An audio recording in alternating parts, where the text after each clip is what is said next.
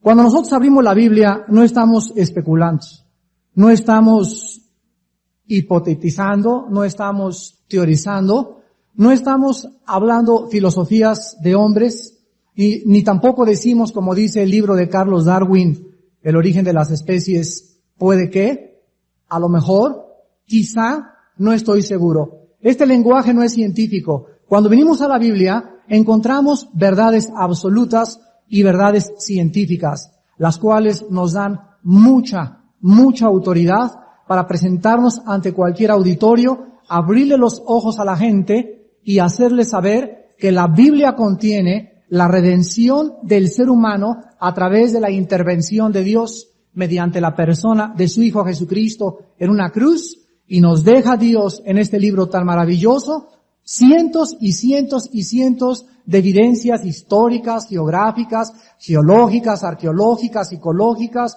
y de cualquier índole, para que nosotros sepamos que la Biblia es realmente el libro de los libros.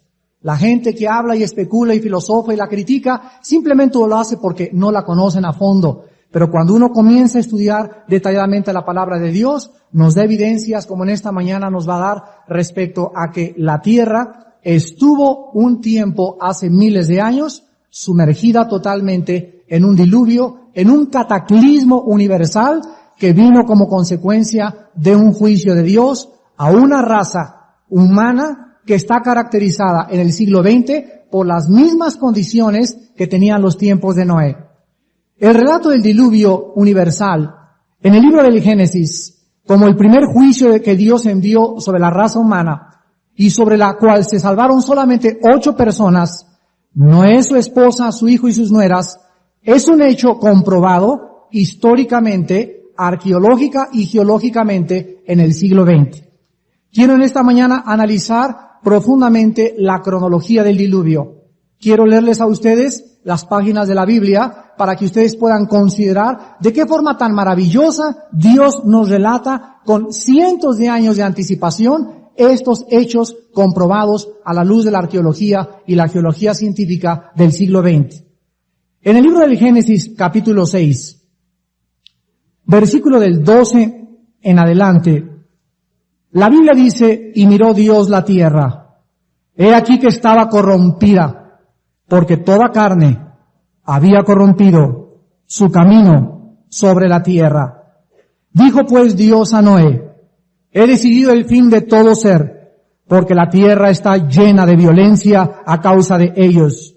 He aquí que yo la destruiré con la tierra. Hazte un arca de madera de gofer. Harás aposentos en el arca y la calafatearás con brea por dentro y por fuera. Y de esta manera la harás: de 300 codos la longitud del arca, de 50 codos su anchura, de 30 codos su altura. Una ventana harás al arca y la acabarás a 1 codo de elevación por la parte de arriba. Y pondrás la puerta del arca a su lado. Y le harás piso bajo, segundo y tercero. Y he aquí que yo traigo un diluvio de agua sobre la tierra para destruir toda carne en que haya espíritu de vida debajo del cielo. Todo lo que hay en la tierra morirá. Mas estableceré mi pacto contigo, y entrarás en el arca tú, tus hijos, tu mujer y las mujeres de tus hijos contigo. Y de todo lo que vive, de toda carne, 2 de cada especie meterás en el arca para que tengan vida contigo. Macho y hembra serán. De las aves según su especie y de las bestias según su especie, de todo reptil de la tierra según su especie, 2 de cada especie entrarán contigo para que tengan vida. Y toma contigo de todo alimento que se come y almacénalo, y servirá de sustento para ti y para ellos. Y lo hizo así Noé. Hizo conforme a todo lo que Dios le mandó. Capítulo 7, versículo 6. Era Noé de 600 años cuando el diluvio de las aguas vino sobre la tierra. Y por causa de las aguas del diluvio entró Noé al arca, y con él sus hijos, su mujer y las mujeres de sus hijos. Damas y caballeros, uno de los argumentos más importantes que tenemos nosotros para un diluvio universal lo encontramos en los 2 versículos del capítulo 7, versículos 19 y 20, que dice así: y las aguas subieron mucho sobre la tierra. Escuchen, y todos los montes altos que había debajo de todos los cielos fueron cubiertos. 15 codos más alto, o sea 15 metros, subieron las aguas después que fueron cubiertos los montes. No se necesita ser científico para darse cuenta de las tremendas implicaciones de esta declaración bíblica. Si solo una de las montañas de nuestro planeta, una sola, hubiera sido cubierta con agua con el diluvio, este simple hecho declararía de una forma absoluta de que hubo un diluvio universal. Uno de los ataques más grandes que la Biblia ha sufrido respecto al diluvio es que muchas personas sitúan el diluvio solamente a una cierta área o zona geográfica del planeta Tierra y nos dicen que el diluvio solamente cubrió la zona oriente del planeta Tierra. Sin embargo, estos versículos no nos dan a ninguno de nosotros la menor duda de que el diluvio fue de características universales. Todo el planeta Tierra, todo el globo terráqueo fue sumergido en una época del pasado, de acuerdo al registro de las páginas de la Biblia, bajo las aguas de una forma tremenda, cataclísmica, enviadas por Dios. La Biblia nos dice que las aguas del planeta las aguas cubrieron el planeta y subieron arriba de las montañas, y nosotros sabemos que las montañas Ararat, en Turquía, frontera con Rusia, son de los montes más altos que existen. Y si consideramos la altura del arca, nosotros encontramos en Génesis 6:15 que dice Dios que la longitud del arca era de 300 codos, o sea, 133 metros de largo tenía el arca, tenía 50 codos de anchura, o sea, 23 metros, y la altura del arca era de 30 codos, equivalente a 13 metros de altura. Entonces el arca tenía una altura que cuando en 15 metros, aquí está el pico más alto, y el agua sube 15 metros más alto, vemos que la proa que tenía el arca tenía el doble de lo que las aguas subieron, por lo que el arca pudo navegar sobre los picos de las montañas que estaban sepultados y no pudieron hacerla encallar. Esta distancia y esta profundidad fue calculada solamente por el ingeniero matemático del universo, el Dios de la Biblia. Nosotros vemos también a continuación la cronología del diluvio. Quiero decirles a ustedes que desde que comenzó a llover hasta que el arca descendió en el monte Ararat, como lo vamos a demostrar a continuación, duraron 371 días. 371 días o un año y días duró desde que comenzó a llover hasta que las aguas declinaron y bajaron de nivel y el arca reposó en las montañas Ararat. El agua cayó 40 días y 40 noches. Dice Génesis 7:4, porque pasados aún 7 días, yo haré llover sobre la tierra 40 días y 40 noches, y raeré de sobre la faz de la tierra a todo ser viviente que hice. Entonces el diluvio duró 40 días y 40 noches lloviendo. Pero las aguas no bajaron, ni tampoco el arca después de los 40 días, sino que prevalecieron todavía casi el año, los 371 días, y vamos a ver que en todo este tiempo Dios tenía un plan perfecto. La primera objeción que encontramos en esta mañana es de mucha gente que dice, ¿y por qué Dios destruyó a la raza humana? Damas y caballeros, si existe un Dios, y Él es el creador de todas las cosas, déjame decirte que Él es soberano. Y si Dios es soberano, Él tiene el derecho de hacer lo que le dé la real gana con su creación. Él puede llevarse a un ser humano a través del cáncer, a través de un accidente, a través de un temblor, a través de una inundación, y nosotros juzgamos. Porque sus pensamientos no son nuestros pensamientos, ni la forma como Él procede, es como procedemos nosotros. Son más altos los pensamientos de Dios que nuestros pensamientos. Entonces Dios nos muestra siempre en la Biblia que Él tiene el derecho de legislar la moral, de gobernar a los hombres, de que nosotros nos sujetemos a sus leyes, y Él tiene el derecho totalmente soberano de hacer con nosotros lo que Él quiere, y ningún ser humano puede acusar a Dios y sentarlo en un banquillo y decirle, pues yo si hubiera sido tú, no hubiera sido hecho, pero no eres Dios. Esa es la grande diferencia. Y la soberbia del hombre la falta de cultura del hombre, la falta de conocimiento del ser humano, hace que el ser humano se erija como un Dios. Y comencemos a proferir y a decir, pues el Dios de la Biblia es un Dios sádico y es un Dios perverso y mandó matar a los cananitas y mandó hacer esto y mandó hacer aquello. Pero es que eso lo dices tú simplemente porque no lo conoces y porque no entiendes las razones que existen detrás de todo lo que Él hace. Pero la Biblia nos muestra que de la misma forma un niño de 5 años le dice al papá, no me quieres porque me pegas.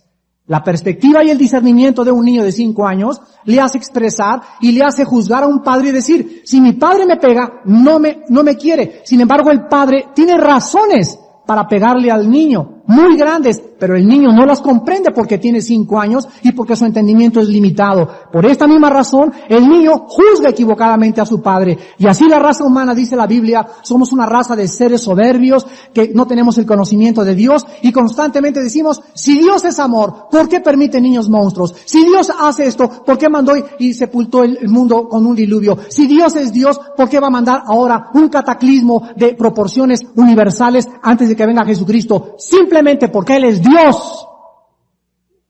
Porque Él puede juzgar, porque Él tiene derecho de juzgar y porque todos sus juicios, como dice el libro de Apocalipsis, son justos y verdaderos. Es pues importante que nosotros penetremos en la mente de Dios para comprender el registro de la palabra de Dios.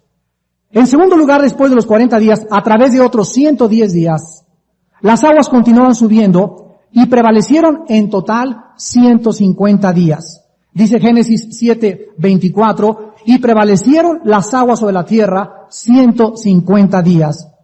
Las aguas ocuparon 74 días en subir y en declinar. Esto sucedió desde el día 17 del mes séptimo hasta el primer día del mes décimo. Génesis 8:5. 40 días después pasaron para que Noé enviara un cuervo. 7 días pasaron para que enviara una paloma. 7 días pasaron después para que enviara por segunda vez Noé otra paloma. Y 7 días pasaron antes de que Noé enviara por tercera vez la paloma. De la fecha dada en Génesis 7:11, el año 600 de la vida de Noé, en el mes segundo, vean la exactitud cronológica de la Biblia. En el mes segundo, a los 17 días del mes, aquel día fueron rotas todas las fuentes del grande abismo y las cataratas de los cielos fueron abiertas y hubo lluvia sobre la tierra 40 días y 40 noches. Desde esta fecha hasta Génesis 8:13 y sucedió que en el año 601 de Noé, en el mes primero, el día primero del mes, las aguas se secaron sobre la tierra y quitó Noé la cubierta del arca y miró y he aquí que la faz de la tierra estaba seca. Desde esta fecha hasta Génesis 8:13 encontramos 314 días más, por lo tanto tenemos un intervalo de 29 días más que pasaron. Y finalmente, desde que el arca fue descubierta hasta el final cuando descendió en el monte Ararat, hubo 57 días. Entonces, si sumamos todos estos días, tenemos la cronología exacta bíblica que duraron 371 días, desde que Noé entró en el arca hasta que Noé salió en el arca y pisó tierra seca. Ahora la Biblia nos muestra que el agua prevaleció sobre el planeta durante 21 semanas y el diluvio obtuvo su máxima profundidad después de los primeros 40 días y continuó manteniendo su nivel por otros 10 días adicionales antes de que comenzaran las aguas a bajar. Es increíble pensar que un diluvio que haya cubierto las montañas más altas de la tierra en un período de 6 semanas y que continuó prevaleciendo sobre las montañas 16 semanas adicionales haya podido causar que muchas personas duden geológicamente de que la tierra estuvo algún tiempo en el pasado sepultada por el agua. Noé y su familia, después de todo este tiempo, tuvieron que permanecer 31 semanas más esperando que bajara el nivel de las aguas y poder desembarcar en las montañas Ararat. Veamos pues en 3 partes el orden de los eventos del diluvio. Número 1, Vuelvo a repetir, las aguas prevalecieron 150 días y después comenzaron a declinar. Número 2, el arca reposó en las montañas Ararat el mismo día, escuchen, el mismo día que las aguas comenzaron a bajar de nivel. Por el día 17º del 7º mes fueron exactamente 150 días desde que el diluvio comenzó. Y en tercer lugar, para el primer día del mes 10º, o sea, 74 días después, los picos de las montañas en el planeta Tierra se comenzaron a ver. La Biblia nos muestra en Génesis 7:11 una palabra hebrea que se traduce abismo. Aquel día fueron rotas todas las fuentes del grande abismo. Esta palabra es una palabra griega que se escribe T-H-O-M, tom, y significa aguas o depósitos subterráneos. Y la geología nos demuestra que las grandes reservas de agua que el planeta Tierra tenía dentro del planeta en el mundo antidiluviano eran absolutamente reales. Por lo que la Biblia nos muestra lo siguiente: el diluvio fue producido de dentro del planeta hacia afuera y de arriba hacia abajo. Todas las fuentes que están dentro del agua, los ríos subterráneos y los mares que están con profundidades increíbles en depósitos y en cuevas y en túneles, dice la Biblia que fueron fracturados. La geología fracturó de una forma, comprueba que fue el planeta Tierra fracturado y surgió el agua de dentro de la Tierra y de arriba de la Tierra comenzó a caer. Entonces la inundación de las aguas fue hacia arriba y hacia abajo por dos depósitos de la Tierra y del cielo. Estas reservas profundas de los océanos han sido demostradas por la geología de una forma absolutamente inequívoca e indubitable. Y esta retura de todas las fuentes de las aguas, o sea, mientras el agua comenzaba a salir debajo de la tierra y llovía, duró 150 días. Y este cataclismo geológico no puede ser de ninguna manera reconciliado por una persona que se aventure y que se atreva a decir que el diluvio no fue de características universales.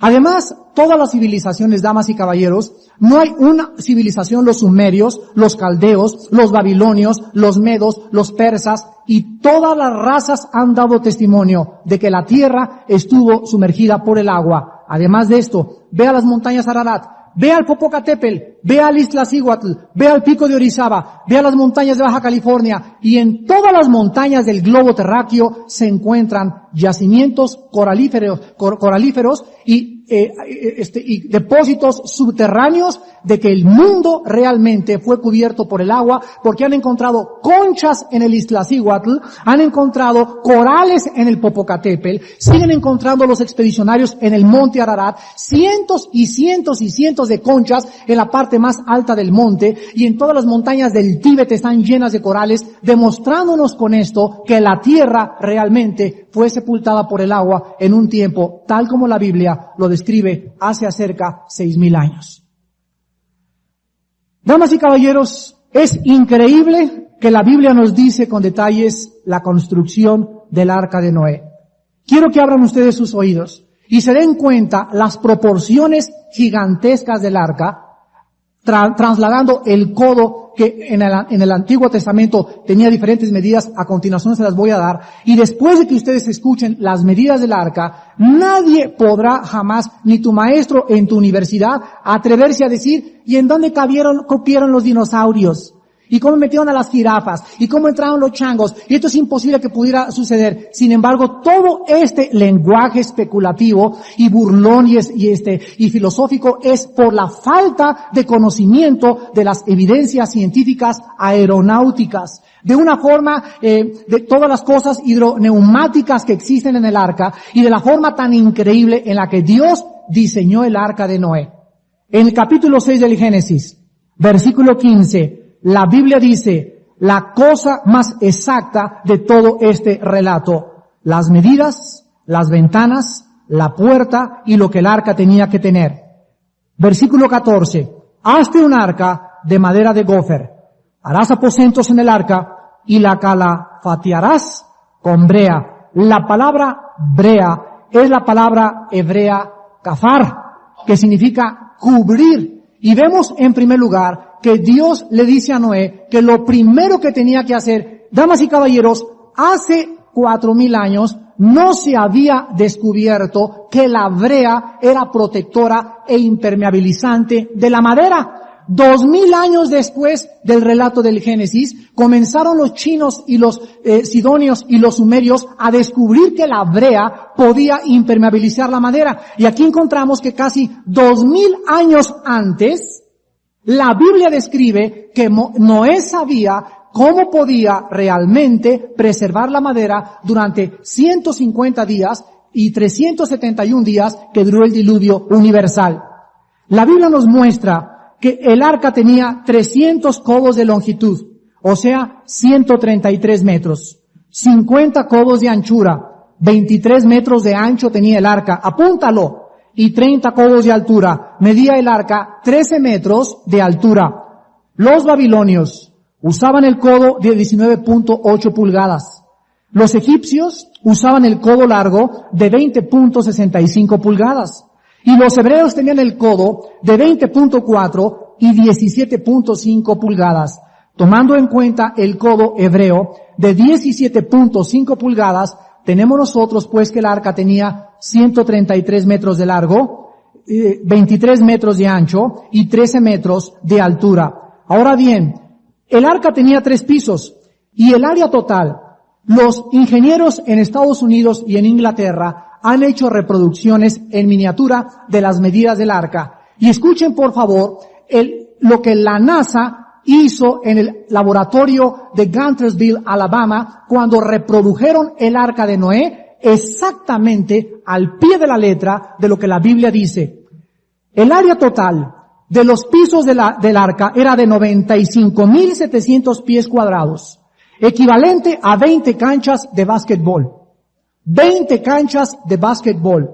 El volumen total del arca era de 1,396,000 pies cúbicos, equivalente a 522 vagones de un tren. Esto era el volumen y el espacio que había dentro del arca de Noé. El tonelaje del arca era de 13,960 toneladas, la cual la sitiaría a el arca dentro de la categoría de un barco moderno. El barco más grande y más largo de los Estados Unidos es el United States, de la línea Cunard, y tiene 53,329 toneladas. El barco Queen Mary tiene un largo de 1,018 pies, exactamente el doble del arca. El Queen Mary tiene 260 metros de largo. Pero hasta el año 1884 fue construido un barco más largo que el arca, el Ituria de la línea Cunard. Pasaron casi 18 siglos para que el ser humano pudiera desarrollar la ingeniería y el diseño y la preservación y la obra maravillosa que Dios le dio a Noé para que el hombre imitara la obra de Dios. 18 siglos, jamás el hombre pudo hacer algo semejante al arca de Noé. Ahora bien, veamos la necesidad del arca. Un arca de estas proporciones, calculando los animales y la gente que cabría y la forma como sobreviviría, es absolutamente increíble y sobrenatural. Esta arca tomó un siglo en ser construida. Durante 100 años, Noé, sus hijos y tal vez algunos ayudantes estuvieron clavando clavos 100 años construyendo el arca. Y durante estos 100 años, mientras él y su familia construían el arca, y pásame los clavos, hijo, y vamos a meterle aquí esto, y pásame otra tabla, y vete a cortar estos árboles, etcétera, etcétera, la gente de alrededor de los tiempos de Noé se acercaban y los criticaban y les decían: locos, fanáticos, religiosos, aleluyas, hijos de David Koresh. Y la gente comenzó a perseguirlos y a perseguirlos y a perseguirlos, porque durante este tiempo Dios aprovechó la construcción del arca para darle testimonio a la gente de dos cosas principales. Número uno, Noé y su familia aparecieron como locos en su época por dos razones. Número uno, nunca había llovido. Y número 2, el mar más cercano estaba a 300 kilómetros. Entonces, imagínense construir un barco de 133 metros de largo, de casi 15 metros de altura, de 13 metros de ancho, durante 100 años, cuando no ha llovido y no hay mar. Entonces, ante los ojos del mundo estaban locos.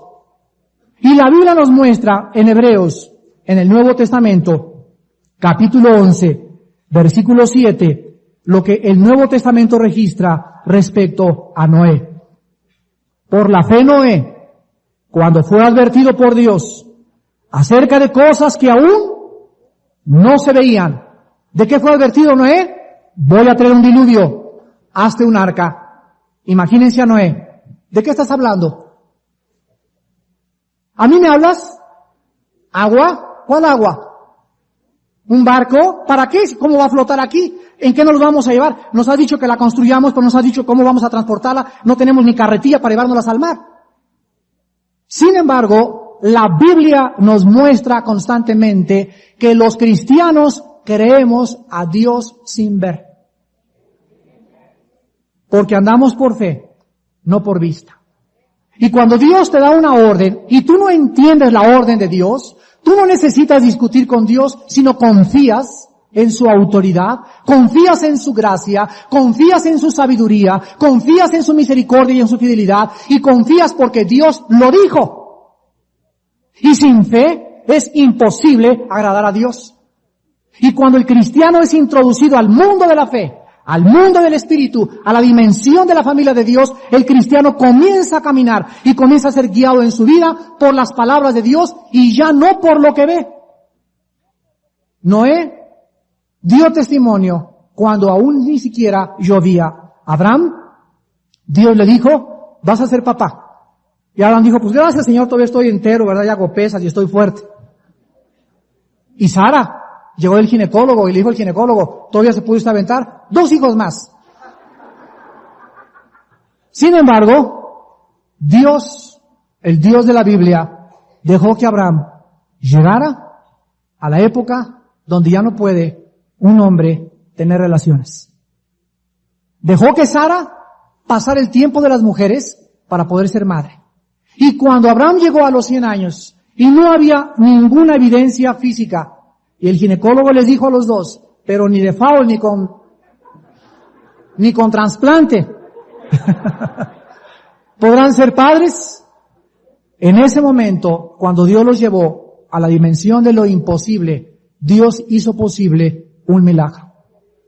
Damas y caballeros, al Dios de la Biblia le encanta llevar a sus hijos a situaciones imposibles para demostrarnos que Él es Dios. ¿Cuándo puedes tú realmente comprender que es Dios? Cuando volteas y no hay nadie que te pueda ayudar. Cuando todas tus esperanzas habían muerto. Cuando te sientes atrapada. Ya nadie me quiere. Ya todos me rechazan. Ya se me fue mi esposa. Ya se me fue mi esposo. Ya perdí a mi hijo. Voy a perder mi trabajo. La Biblia nos muestra, no tengan miedo, solo crean. No tengan miedo, solo crean. Crean que el Dios de la Biblia puede hacer cosas imposibles. Y cuando nosotros los cristianos caminamos con Dios, tenemos diario que esperar milagros. ¿Qué son los milagros? Los milagros son lo siguiente. Lo que es imposible para nosotros es posible para Dios. Eso es el milagro. Lo que ya no puede ningún ser humano llevar a cabo es lo que Dios hace. Y Dios quiere demostrarnos a nosotros que Él vive, que levantó a Cristo entre los muertos, que la Biblia es la palabra de Dios. Y cada día, cada mes, cada año nos está alimentando y vigorizando y fortaleciendo, mostrándonos que Él está vivo y mostrándonos que sus milagros nos hablan de ese Dios omnipotente que está sobre la naturaleza, sobre las fuerzas del universo y que tiene el control sobre la vida y la muerte. Ese es el Dios de la Biblia y es el Dios que servimos, el Dios y Padre de Jesucristo. Noé, cuando fue advertido, dice la Biblia, con temor preparó el arca en que su casa se salvara y por esta fe condenó al mundo y fue hecho heredero de la justicia que viene por la fe. La Biblia nos muestra que de esta forma este hombre durante 100 años, al hacer las cosas que Dios le había mandado, dio testimonio de que su fe le iba a salvar.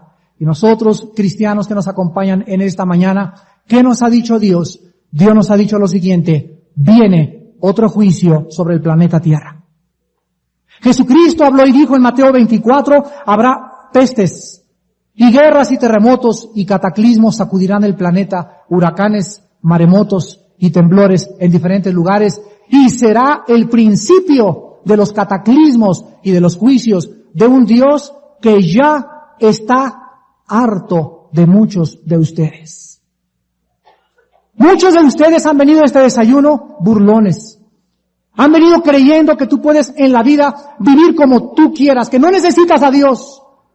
Al cambio que tienes dinero, estás pensando en tu negocio y en robar y en el fraude, e irte con tu amante, e irte y cometer adulterio. Todas estas cosas son las que caracterizan al mundo, y el mundo vive para el dinero, y para los viajes, y para construir su casa, y para la cuenta en el banco. Y como en los tiempos de Noé, hace de Dios contra el mundo. Y Noé llegó un momento en que Dios le dijo, Noé, cierra el arca.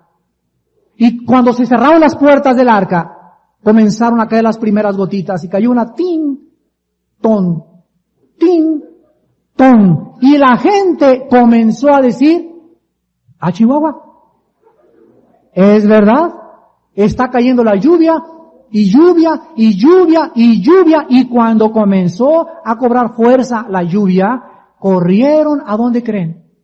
A el arca, y le tocaron a Noé, y le dijeron, Noecito precioso, chulo, lindo, sabíamos que realmente tú eras la persona en quien podíamos confiar. Y sabe una cosa, Noé no cerró el arca y la puerta la cerró Dios. Fue Dios, cuando entraron Noé y su familia, que cerró la puerta. Dios no le dijo a Noé, tú cierra la puerta, la cerró Dios. ¿Saben por qué? Porque las puertas las cierra o las abre Dios. Y ahorita Dios nos abre la puerta de la oportunidad. Desayunos cada mes, conferencias en el Cine Apolo cada domingo a las 11 de la mañana, estudios de Éxodo el martes, estudios el jueves, estudios en las casas, y está predicándose el Evangelio, y Dios sigue gritándole a la gente, arrepiéntanse. Vengan a la cruz del Calvario, sean salvos, el juicio viene sobre el planeta. No todo, la vida es comer y beber y hacer dinero. La vida es más que el dinero y es más que la comida. La vida nos fue dada para que conociéramos a Dios. Porque Él es la única razón de nuestra existencia. ¿De qué te sirve pasar por esta vida? Haber nacido de la oscuridad del vientre de tu madre, vivir en tinieblas y regresar a una tumba en tinieblas. Toda la vida fue tinieblas para tu vida. Naciste como los animalitos, viviste como los animalitos, te enterraron como un chango. Nunca conociste nada de la vida, nunca la disfrutaste, nunca hubo satisfacción, nunca tuviste propósito, nunca tuviste razón de vivir, nunca tuviste seguridad. Y la característica de la gente ahorita en nuestros tiempos es una falta de seguridad tremenda. La gente vive ansiosa con pastillas tranquilizantes. ¿Y qué pasará? ¿Y en qué invertiré mi dinero? ¿Y qué pasará dentro de 5 años? Déjame decirte lo que va a pasar. El mundo va a tronar. El mundo va a ser totalmente sepultado en un cataclismo y aumentará la falta de la economía, aumentarán los problemas, aumentarán las lluvias, los terremotos, los cambios del planeta Tierra, las lluvias cayendo fuera de tiempo, los climas cambiando, las estaciones han sido alteradas, la capa de ozono está desapareciendo, los mares envenenados, el agua envenenada, el SIDA y las plagas, y por todos lados el mundo nos da testimonio que algo está pasando con nuestro planeta. Nuestro planeta está agonizando. Damas y caballeros, el apóstol Pedro, en su segunda carta, nos da testimonio del diluvio, y nos dice el apóstol Pedro en su segunda carta, capítulo 3, versículos del 3 al 7, estas palabras, advirtiéndonos a nosotros, los que hemos alcanzado, tal vez, la última generación, de la importancia de que tú le des seriedad al Dios de la Biblia. Dice 2 de Pedro 3, del 3 al 7, sabiendo primero esto, que en los últimos días vendrán burladores. Vas a ver el lunes en la televisión cuántas personas burlonas en los programas que pasan en todo el mundo. Personas sin conocimiento, personas que se atreven a proferir cosas que ni siquiera saben, personas que quieren decir, la Biblia no es cierto. Y como decíamos en un programa pasado, dígame usted, un libro más grande que la Biblia. Si tú te presentas en cualquier universidad, en cualquier programa de televisión, en cualquier podium, en cualquier estrado, y retas a cualquier persona que te demuestre un libro más grande que la Biblia, no hay una persona en el mundo que te diga qué libro es más grande que la Biblia. Y la que quiera atreverse a decir eso, échalo para acá. No hay un solo libro que pueda compararse con la palabra de Dios. Vendrán burladores andando según sus propias pasiones desordenadas y diciendo, ¿dónde está la promesa de su advenimiento? Porque desde el día en que los padres durmieron,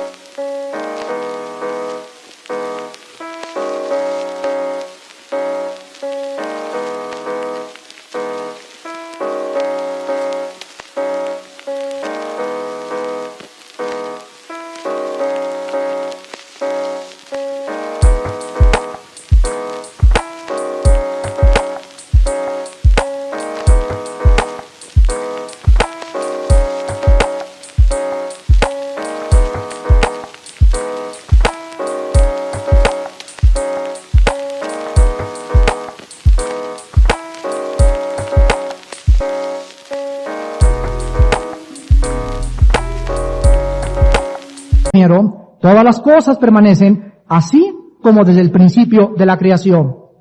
Estos ignoran voluntariamente que en el tiempo antiguo fueron hechos por la palabra de Dios los cielos y también la tierra, que proviene del agua y por el agua subsiste, por lo cual el mundo de entonces pereció anegado en agua. Pero los cielos y la tierra que existen ahora están reservados por la misma palabra, guardados para el fuego en el día del juicio y de la perdición de los hombres impíos. El apóstol Pedro hace mención del diluvio universal y hace una alusión que se repetirá la misma situación que provocó que Dios enviara el diluvio universal a la raza humana.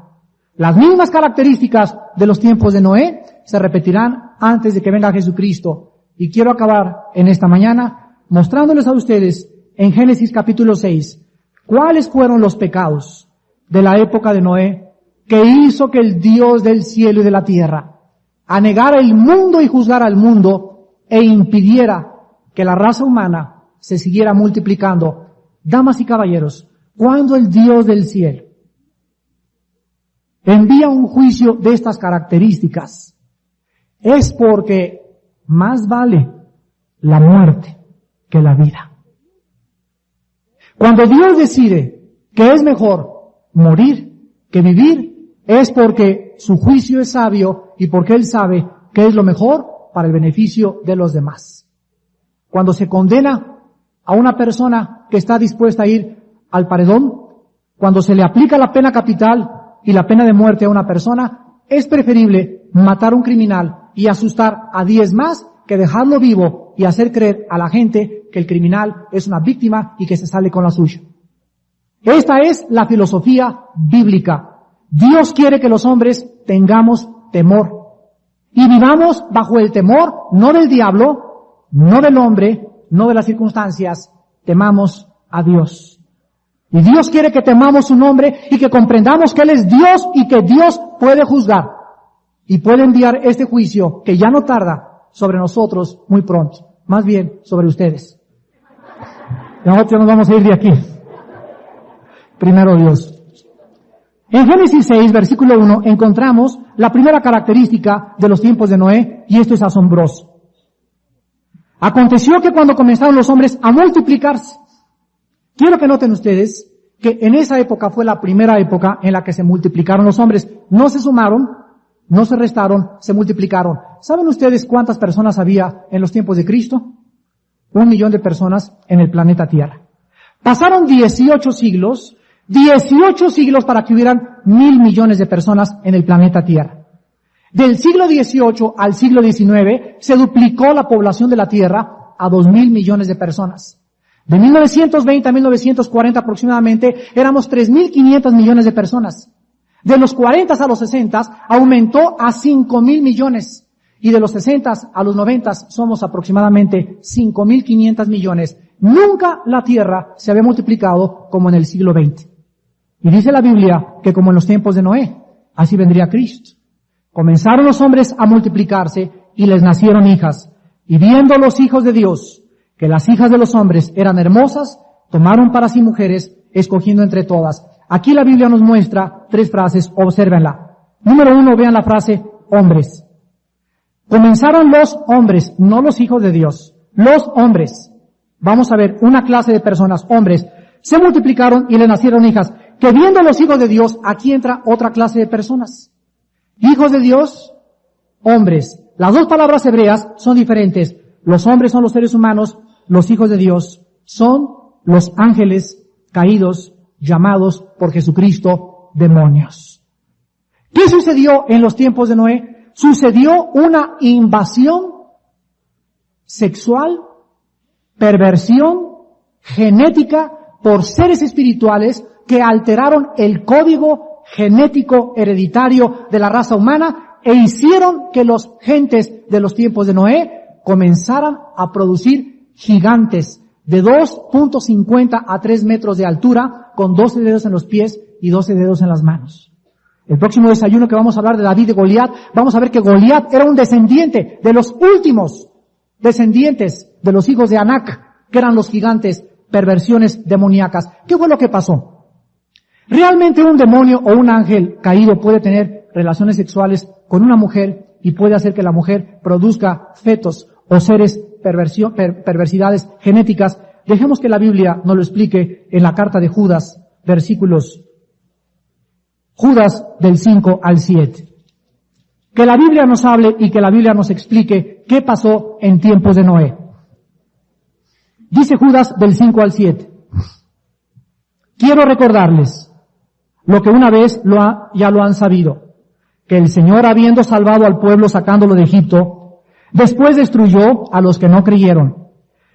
Y a los ángeles, escuchen esto, que no guardaron su dignidad, sino que abandonaron su propia morada. Aquí Judas nos explica que hubo un grupo de ángeles que bajaron del cielo y que estaban confinados a un sitio en el tiempo y en el espacio por Dios, y Dios les dijo, aquí es su habitación, y dice la Biblia que estos ángeles, no los que cayeron con Satanás, estos ya habían caído, estos cayeron desde el huerto del Edén. Este grupo de ángeles abandonaron su morada o el lugar de su habitación, dice la Biblia, los ha guardado bajo oscuridad en prisiones eternas para el juicio del gran día. Estos ángeles, vamos a verlo, que infiltraron a la raza humana y comenzaron a ir sobre carne en contra de natura, en contra de ellos, están ahorita, no en el infierno, en unas prisiones especiales por Dios, reservados para un juicio. Y vean lo que la Biblia dice, cuál fue el pecado de los ángeles. No lo digo yo, lo dice la palabra de Dios. Como Sodoma y Gomorra, y las ciudades vecinas, las cuales de la misma manera que aquellos, ¿quiénes aquellos? Los ángeles. ¿Qué hicieron los sodomitas? Hombres con hombres, mujeres con mujeres, homosexualismo y lesbianismo. De la misma forma que los sodomitas, estos ángeles, de alguna forma, dice la Biblia, fornicaron y fueron en vicios, en pos de vicios contra natura. Dios no diseñó que los ángeles tuvieran relaciones con los seres humanos. Dios no diseñó que tú tuvieras relaciones sexuales con un hombre, ni que tú tuvieras relaciones, ni que te acostaras con una mujer. Dios es muy severo contra los vicios sexuales del homosexualismo y del lesbianismo, porque es perversión demoníaca. Y dice la Biblia que fueron puestas, por ejemplo, sufriendo el castigo del fuego eterno. Damas y caballeros, esto no lo podríamos explicar hace 120 años, porque tenemos 100 años que la genética ha comenzado a penetrar en el mundo de los genes, sobre todo del DNA. Acaban de descubrir los genetistas que cada célula de nuestro cuerpo tiene una partícula del DNA y que se encuentra en cada célula el código genético hereditario, qué enfermedades vas a tener, qué estatura vas a tener, el lunar de tu mamá, etcétera, etcétera. Pero los genetistas han penetrado y están alterando los genes de los seres humanos y están mezclando cochinos con cabras, jirafas con rinocerontes, leones con perros y animales con seres humanos. Acaba Los Ángeles, California, de publicar en el Hospital de Los Ángeles que hay una señora que está permitiendo que su bebé pueda ser criado en la matriz de una vaca. Y los genetistas, y esto es absolutamente cierto, está en la revista científica American del año pasado, del mes de noviembre, Tú lo puedes comprobar y darte cuenta que lo que estamos haciendo en la genética está provocando que el ser humano comience a romper la estructura que Dios diseñó desde el principio de la creación. El código genético que te hace a ti un ser humano, a mí un ser humano, nunca un animal. Y cuando los seres humanos pervierten la genética, y cuando una muchacha se acuesta con un muchacho endemoniado, y cuando un muchacho se acuesta con una muchacha endemoniada, hay una transferencia de demonios que alteran el código genético, y los demonios están repitiendo el mismo pecado en el siglo XX. Nunca más que en este siglo hemos visto niños con caras de sapo, niños pegados, niños alterados, con tantos problemas en el mundo por la causa de la invasión tan grande, porque al diablo le queda poco tiempo. En segundo lugar, dice Génesis 6 del 5 al 7, y vio Dios que había mucha maldad en la tierra, y que todo designio de los pensamientos del corazón de ellos era de continuo, solamente hacía el mal. Y se arrepintió Jehová de haber hecho en la tierra, y le dolió en su corazón. Pero ¿cómo puede Dios arrepentirse? Damas y caballeros, cuando Dios se enoja, no es el...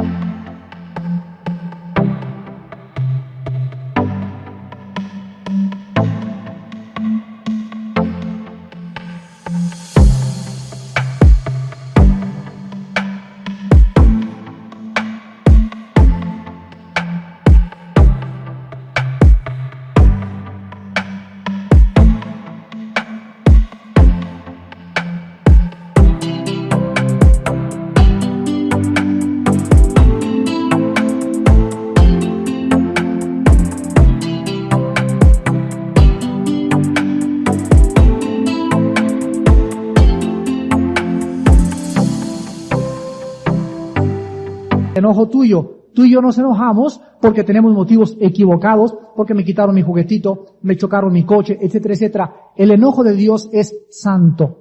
La ira de Dios es santa. Cuando tú sufres, Dios no sufre como sufres tú. El sufrimiento de Dios es santo. Cuando tú te arrepientes y yo me arrepiento, el arrepentimiento significa ir en un camino equivocado, darme la media vuelta y comenzar a caminar en sentido contrario. Arrepentirse significa cambiar de manera de pensar. Pero cuando el hombre se arrepiente, siempre es por el pecado. Pero cuando Dios cambia su manera de pensar, no es por el pecado, es para cambiar de planes. ¿Ya entendiste? ¿Cómo puede Dios arrepentirse? Es que Él no se arrepiente como tú. Él se arrepiente porque la palabra arrepentimiento, metanoia en el griego, significa cambiar de mente.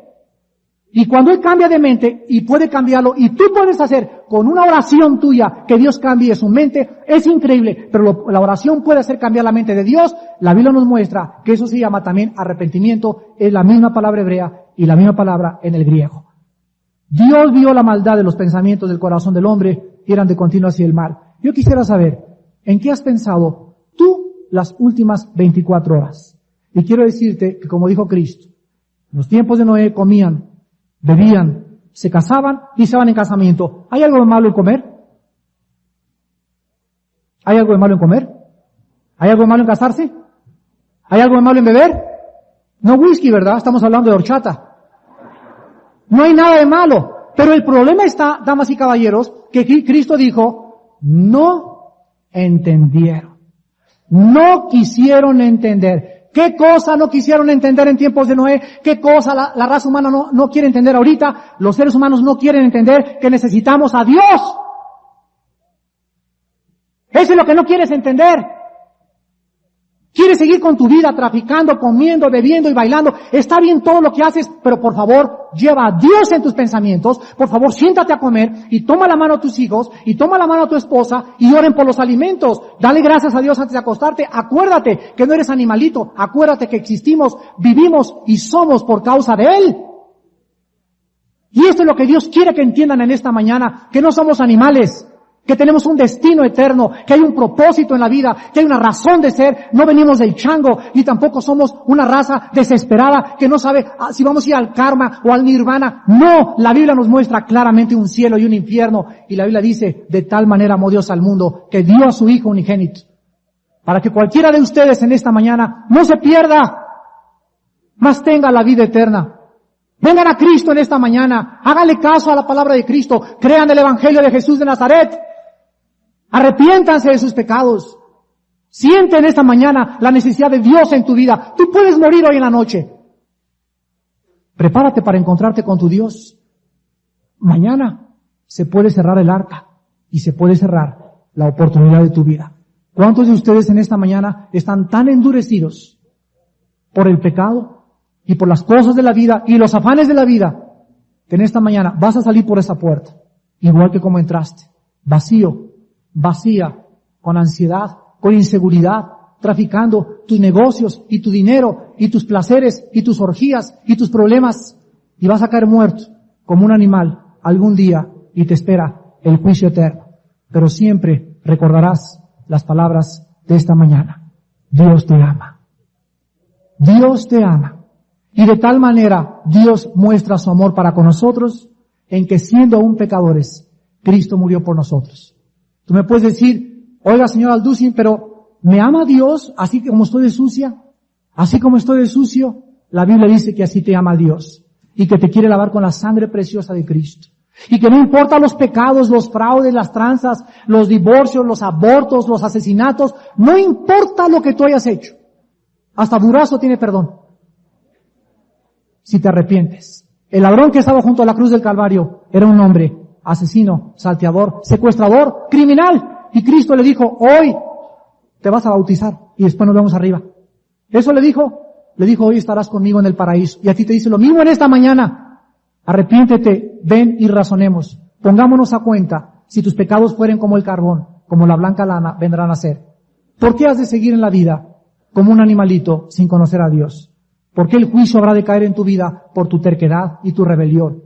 ¿Por qué en esta mañana, que tu corazón ha sido preparado por el Espíritu Santo, le abres tu vida al Hijo de Dios y la recibes por la fe en tu corazón? Les pido a todos que inclinemos el rostro un momento.